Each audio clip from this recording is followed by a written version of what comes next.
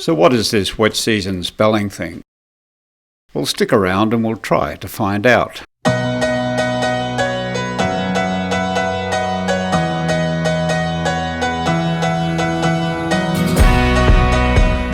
Wet season spelling has been around a long time. The ag scientists have been pushing the barrow of their research for decades. Cattle left to themselves in unfenced conditions feed away from the channels to the sweet grasses of the higher country during the wet, allowing the channels to spell.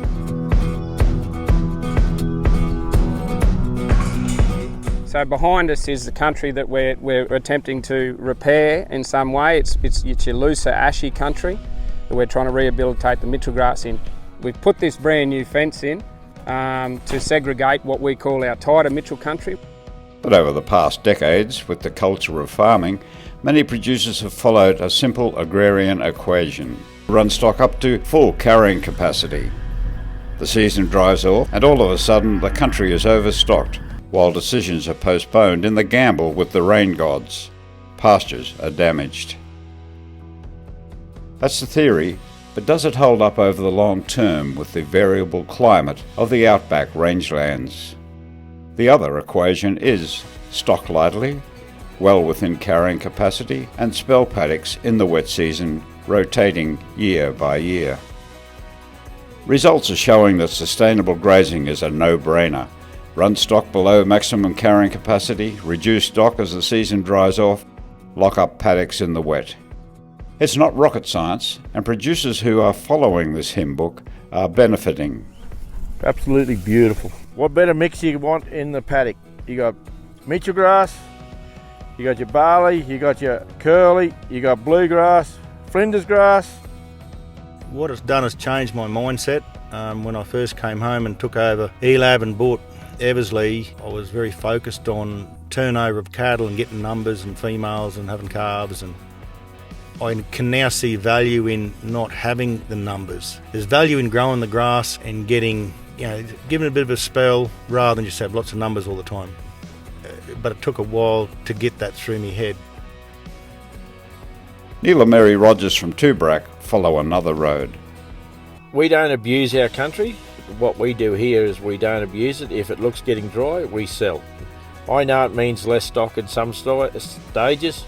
We've had a few years we've had more stock and then we've got to shearing and we've had less stock to shear, but at the end of the day, you got your grass back. As do John and Janine Waring of Eversley. Christmas time, Eversley didn't get a lot of rain. We're just behind everywhere. It knocked it round pretty bad. We had no cattle in here at that time. And then into February we had 2 inches of rain. We made sure there's no cattle in here. And then mid-March, so a fortnight after, there was 2 inches of rain. And this country, and it came back tenfold. Operators like Tom and Belinda McLeish have another slant on wet season spelling. So we're going to manage this country differently through, spelling and at some point probably quite intensive grazing to try and create some compaction. Whereas on this side's naturally in a good state and we can manage it just in a natural rotational grazing system. This year's been a light wet season. We've probably had about 6 or 7 inches out here for the wet. So we've got some growth back here. The mitchell grass, as you can see behind me, has gone to seed, the established mitchell grass that is here. Sustainable grazing means perhaps fewer numbers in bumper years, but a higher average turn-off over a longer period, say 10 years, turning off more cattle with a predictable bottom line, and that's what producers in Western Queensland are trialling.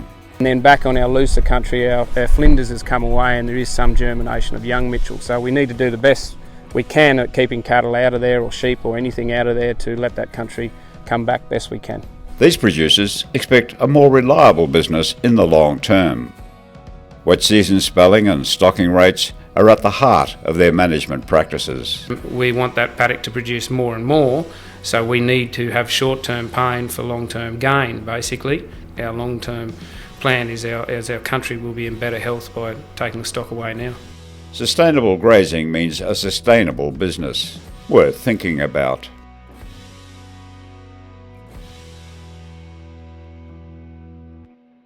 Industry, Government and Desert Channels Queensland support the grazing industry in managing for change and a sustainable future on the rangelands.